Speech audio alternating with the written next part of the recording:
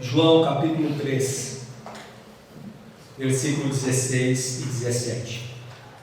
Porque Deus tanto amou o mundo que deu o seu Filho unigênito, para que todo o que nele crê não pereça, mas tenha a vida eterna.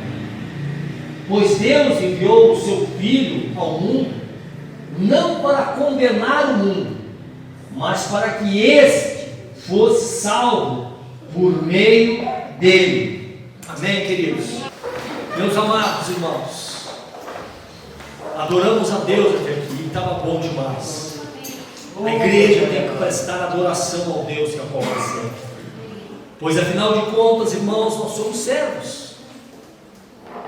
Paulo, em algumas das suas cartas, ele abria algumas de suas cartas, ele abria dizendo: eu sou escravo de Jesus Cristo.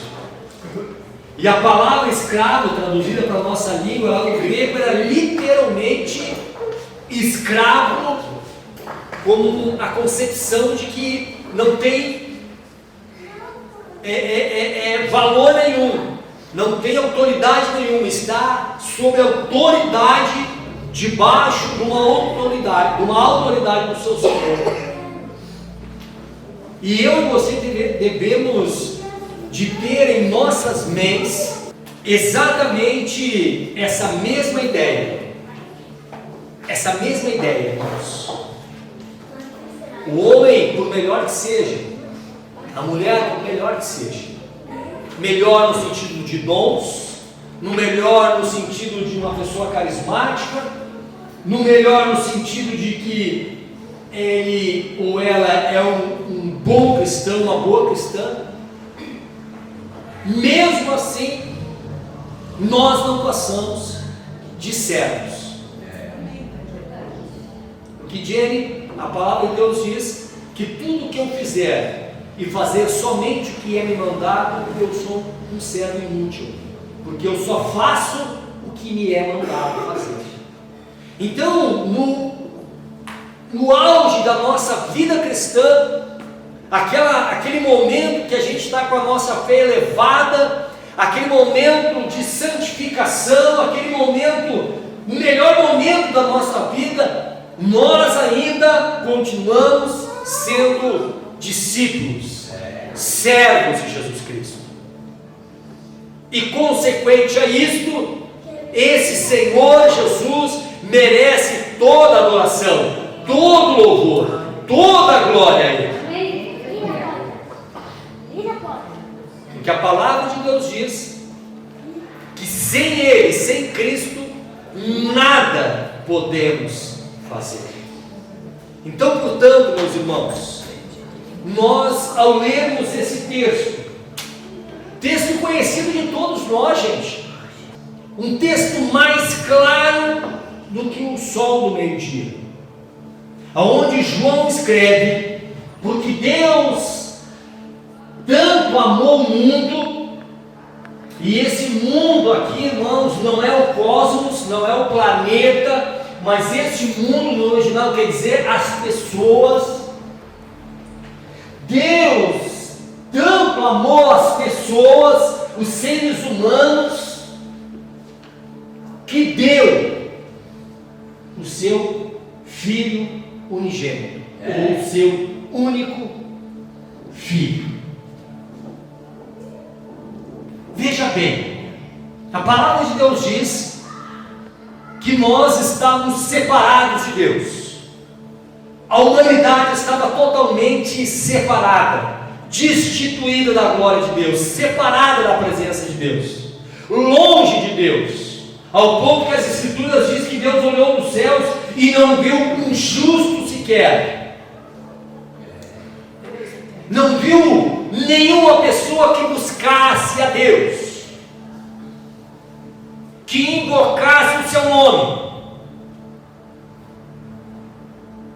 Em outras palavras, eu e você éramos dignos da ira de Deus. Eu e você éramos pessoas dignas da ira de Deus.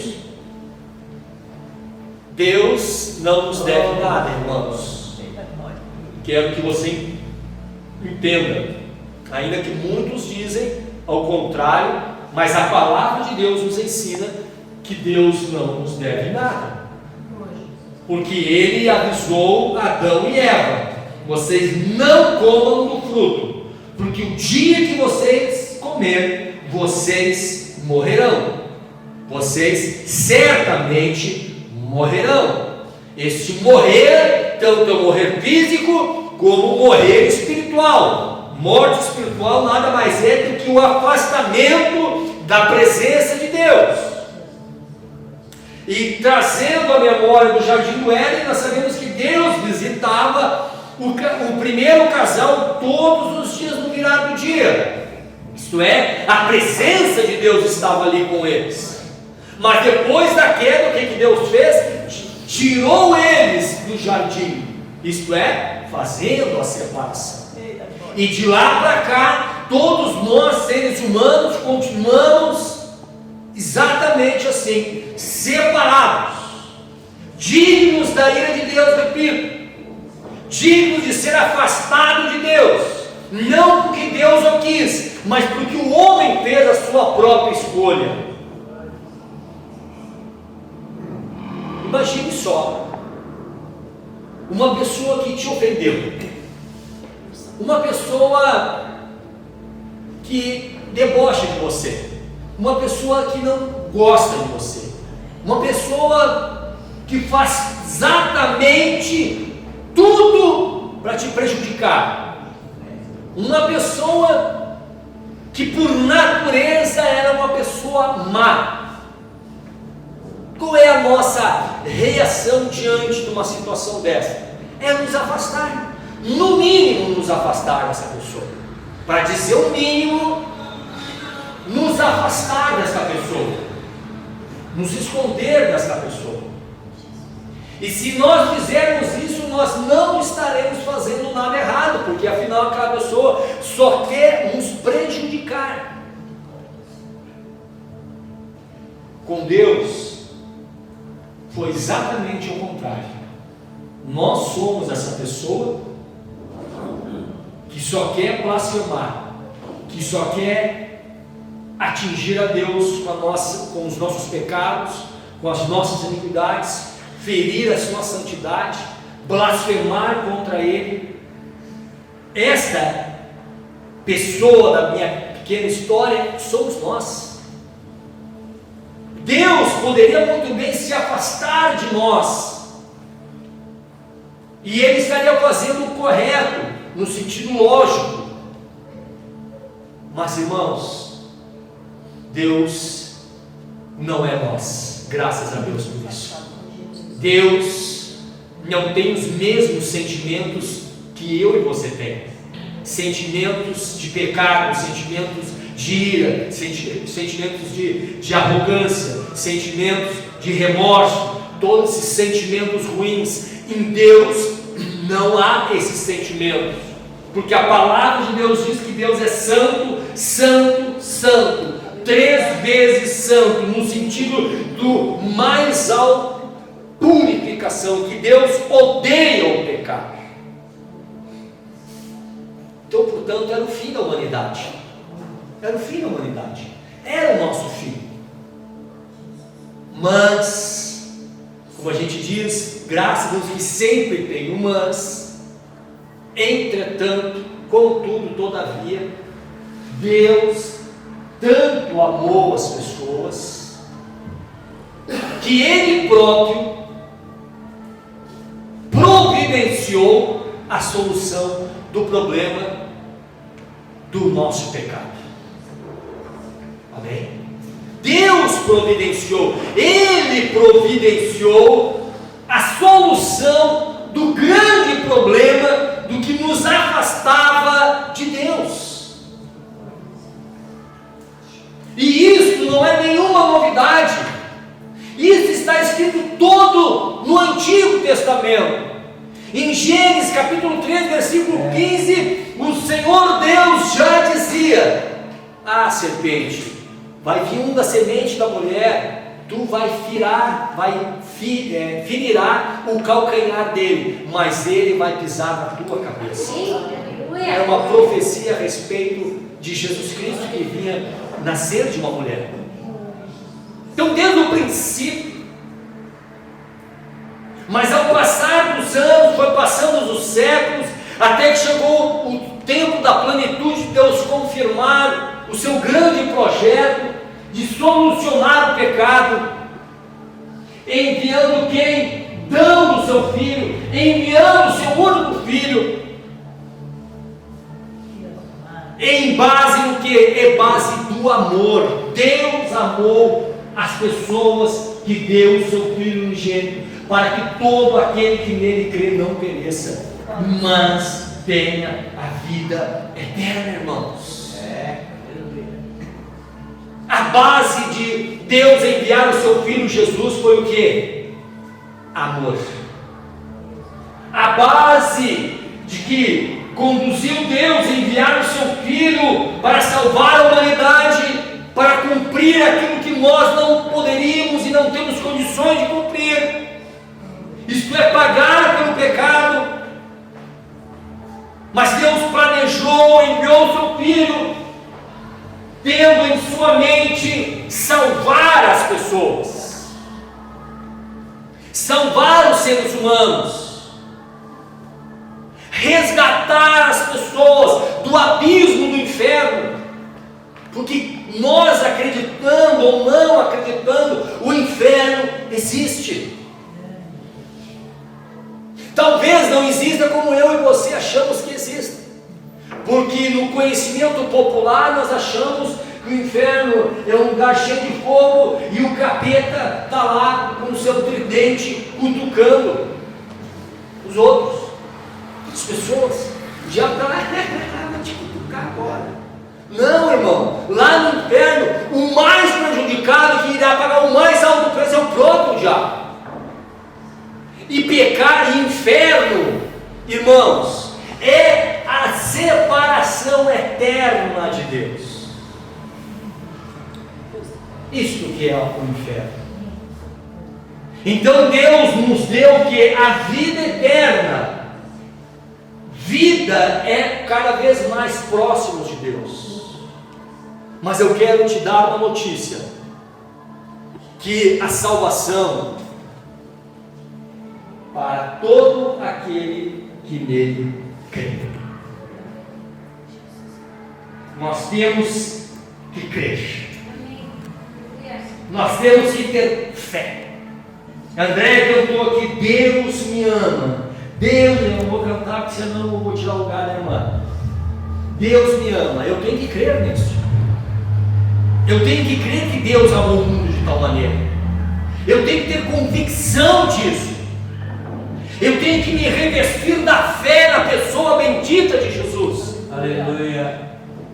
Senão não adianta Deus enviar o seu filho, morrer por nós, nos amar tanto, mas eu levo uma fé, uma vida sem fé, uma vida sem crer, uma vida de desobediência, uma vida relaxada.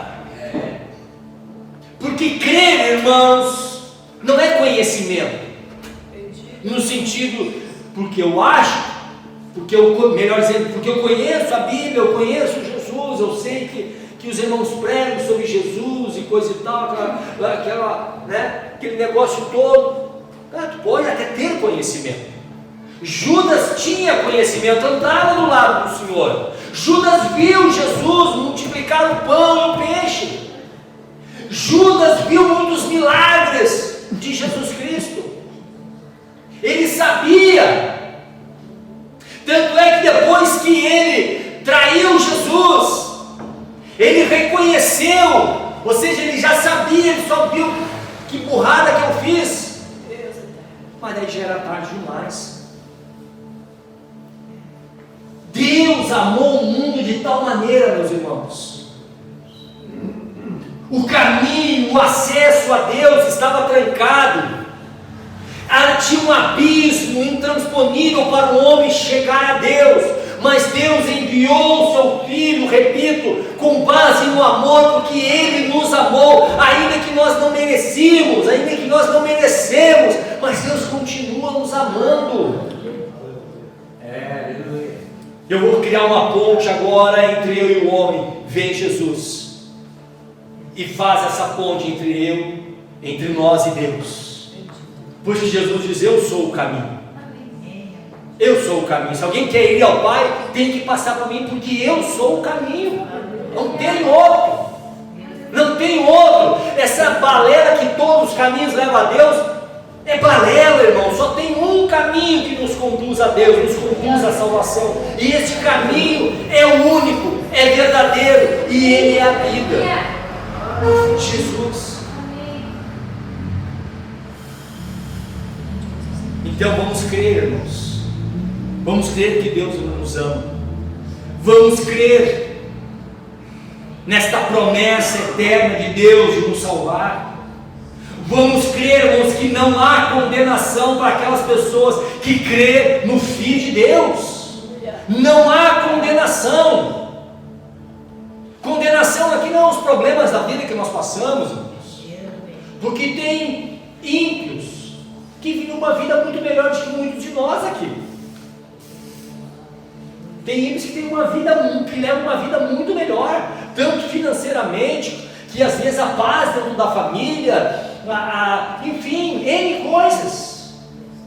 Mas a condenação aqui não é nessa vida passageira, essa vida que dura 80 anos em média. A condenação, não há condenação para aquele que crê, está se falando de vida eterna, irmãos. De vida eterna. E esta vida eterna, só quem pode dar é Jesus Cristo. E para aquele que crê no seu nome, para aquele que crê nele, esse tem a vida eterna. E o próximo versículo diz: pois Deus enviou o seu Filho ao mundo, não para condenar o mundo, mas para que o mundo, ou as pessoas, fossem salvos por meio dele. Dele de quem? O Filho de Deus. Então a intenção de Deus não foi enviar Jesus para que esse viesse condenar o homem, porque o homem já estava condenado. O homem já estava separado de Deus.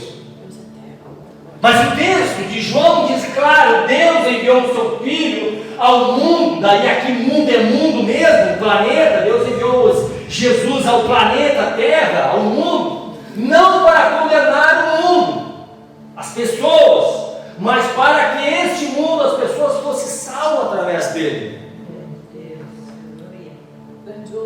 Então a salvação é por meio de uma só pessoa, Jesus.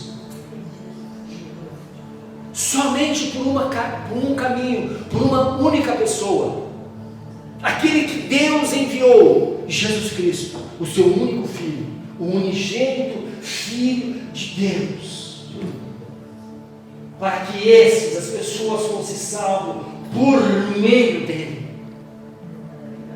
Igreja, quando nós entendemos esse texto e ele penetra no mais profundo da nossa alma, os problemas parecem desse tamanhozinho, as dificuldades parecem nada. A morte então passa a ser quase uma alegria para o cristão, porque ele sabe que a morte nada mais é do que passar dessa vida para a eternidade. Amém? A morte então fica quase que uma espera para o verdadeiro cristão. O que Paulo diz? Olha, eu combati o bom combate, acabei a carreira e guardei a fé. Primeiro versículo: todo aquele que nele crê não pereça. Ali ele guardou a sua fé, a sua crença, isto é, ele estava cheio da sua fé ainda. Terminei o combate, terminei esse combate, essa luta, acabei a minha carreira aqui nessa terra, guardei a fé, eu estou cheio de fé, eu creio ainda. E o justo juiz, está escrito lá na segunda carta de Paulo a Timóteo, e o justo juiz me dará naquele dia, não só a mim, diz ele, mas todos quantos esperam a sua vida. O que Paulo está falando de uma vida próspera aqui nessa terra? Não. O que Paulo está dizendo de uma vida sem problemas nessa terra? Não. Até porque ele disse: combati um bom combate. O combate é bom, irmão? O combate nos lembra o que? Luta, nos lembra problema. O combate nos traz o que? Eu estou combatendo, estou lutando, estou guerreando. E o interessante, fazendo uma ligação agora com esse texto, que Paulo diz: combati o bom combate.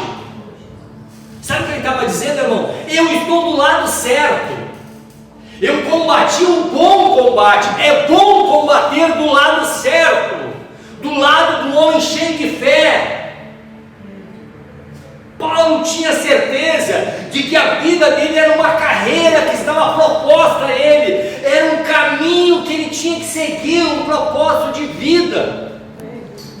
E ele combateu durante todos aqueles anos que ele trilhou por essa terra. Ele combateu o bom combate, o combate da fé, o combate do amor, o combate do lado de Deus. E tudo isso lhe dava a certeza de que ia chegar um dia que o justo juiz iria lhe dar a coroa da vida, a coroa da justiça. Aleluia. Bendito seja o nome do Senhor. Pois bem, irmãos, para nós está reservado. Ah, irmão, mas era Paulo. Mano, a salvação é para todos que creem em Jesus Cristo.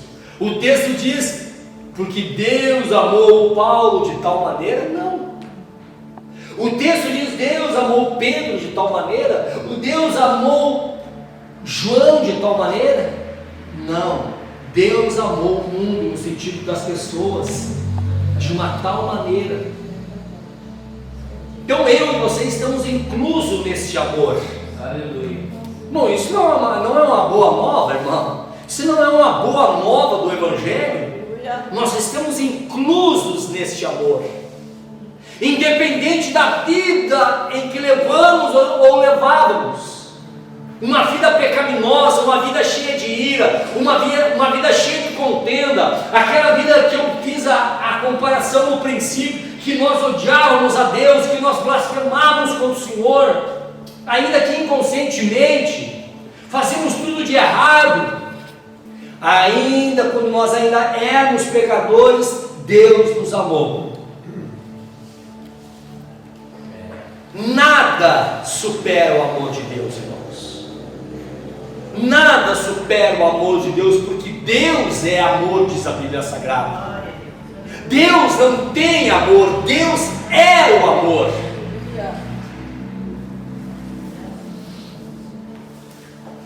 Amados, vamos crer em Jesus Cristo. Esse pode nos livrar da condenação eterna. Queremos ter vida nessa terra? Bom demais. Temos que ter liberdade nessa terra? Bênção. Queremos ter uma vida mais tranquila nessa terra? Bênção de Deus, Deus pode nos dar. Queremos viver uma vida de abundância, de alegria, de paz? Louvado seja Deus. Paulo dizia à igreja, em uma das suas igrejas, em uma das suas cartas, ele diz: olha, vocês devem de orar com as mãos erguidas, para que vocês vivam em paz. Então Paulo ensinando a igreja que eles deveriam de orar pelas pessoas, pelas autoridades, para que a igreja vivesse em paz. Não é nenhum pecado nós buscar paz, não é nenhum pecado nós procurarmos o melhor emprego para ganharmos mais, para dar mais conforto à nossa família, para termos mais conforto. Não há nenhum errado, nenhum pecado nessas coisas, irmãos. E a Bíblia nos aconselha a fazer isso. Mas não podemos, em hipótese alguma, de comparar, ainda que a nossa vida seja boa nessa terra, de querer comparar com a vida que Deus tem reservado para nós no céu. Não há comparação, é inconfundível. E de outra maneira também nós não podemos, irmãos, amados, porque nós teremos uma vida triste nessa terra, uma vida totalmente destruída, problemas na família, problemas na infância, irmãos, tanta coisa. Eu me lembro de uma irmã lá da outra congregação em Gravataí, quando eu esqueço o nome da irmã, hoje é falecida. Irmãos, se você sentasse com ela conversasse 10 minutos com você, 15 minutos, você estava chorando, porque o que aquela mulher sofreu é inconcebível. Inconcebível.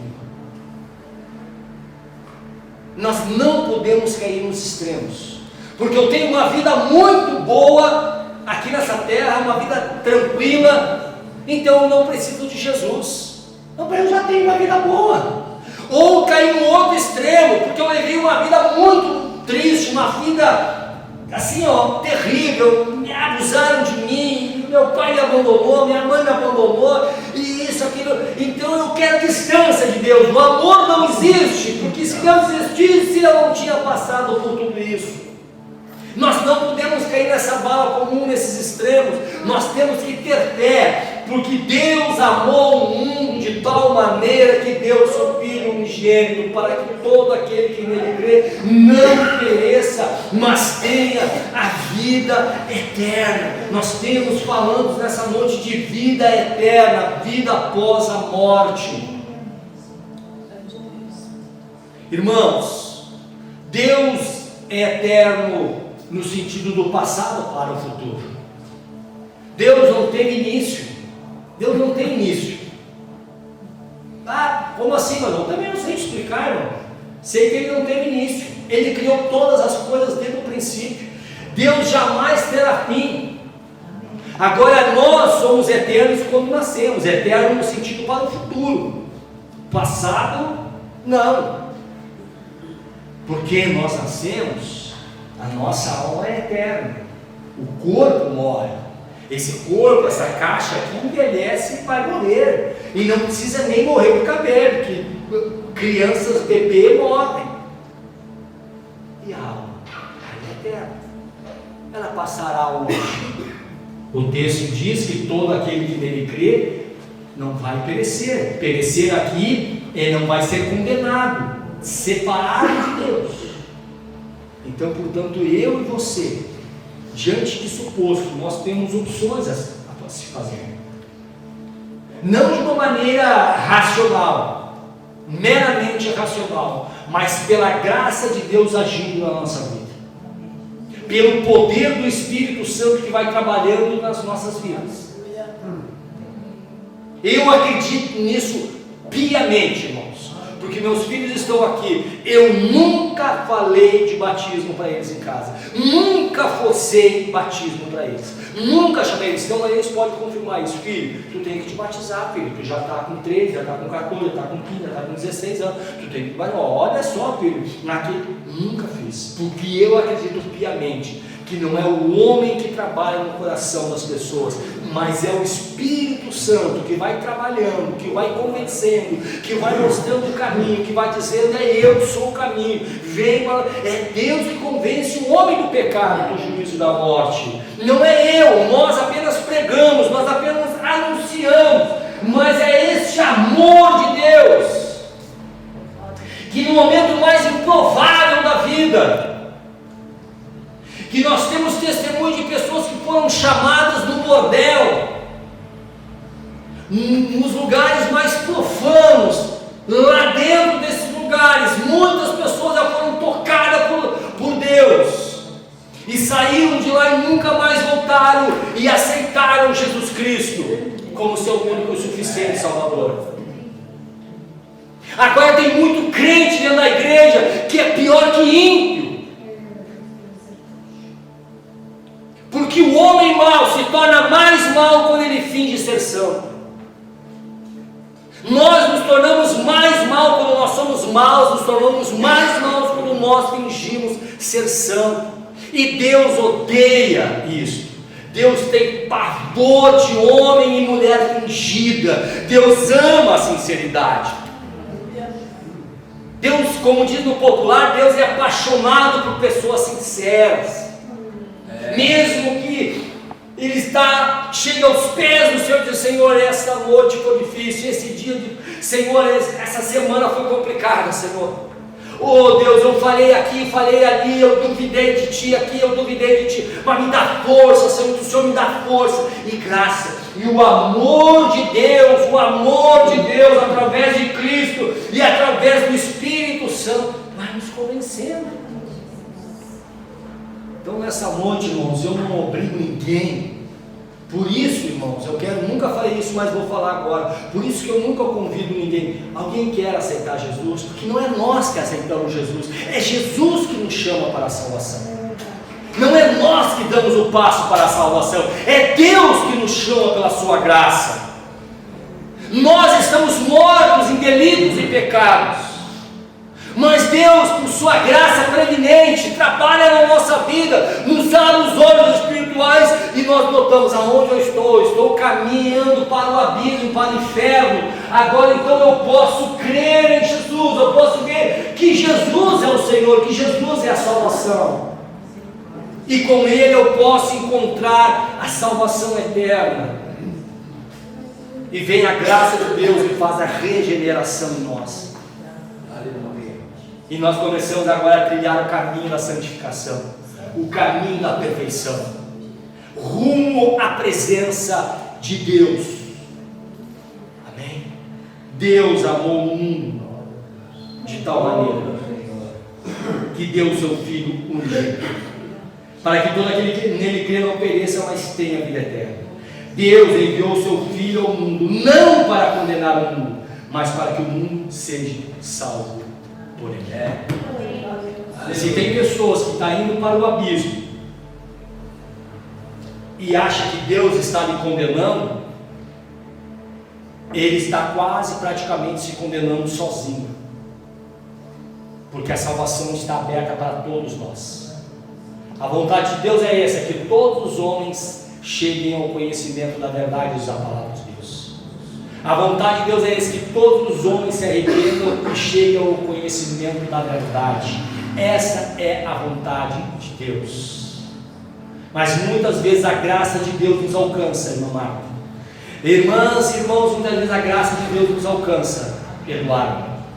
E os meus olhos da fé são abertos e eu posso contemplar que sem Jesus eu não sou nada. Que sem Jesus, sem obedecer a Jesus, sem seguir a Jesus, sem crer em Deus, eu sou condenado. Mas mesmo assim, eu na minha incredulidade, eu digo: não, eu quero continuar a vida que eu estou levando. Pois bem, toda ação tem uma reação, todo plantio tem a sua colheita. Então nesta noite, queridos, essa palavra para nos alegrar. Glória. Deus nos amou. Deus nos amou. Deus te amou. Deus nos ama. E isso é motivo de alegria. Isso é motivo de nós jubilarmos na presença de Deus. Isso é motivo de nós adorarmos a Deus.